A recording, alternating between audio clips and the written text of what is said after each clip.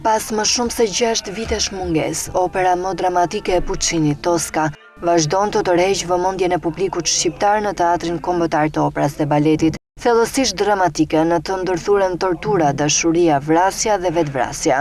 Me një këndvështrim të ri regjizorial nga Nikolin Gurakuqi, vepra vjen e bazuar në simbolik dhe krahas zërit e muzikës, vepra është bazuar ndjeshëm edhe tek aktrimi.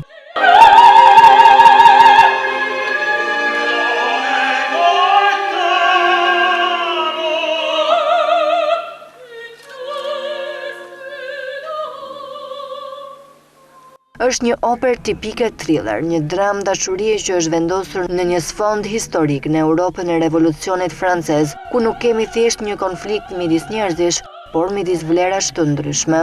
Vepra mbyllet në mënyrë tragjike sepse edhe Scarpia vritet në zyrën e tij dhe Tosca hidhet nga kështjella dhe Avradosi pushkatohet. Janë 3 personazhe që vriten njëri mbas tjetrit dhe kjo mund të ndodhi vetëm në një vepër me temoritëm shumë të lartë. Roli i Toskës i është besuar 2 sopranëve të njohura të skenës shqiptare, Mariana Leka dhe Eva Golemi.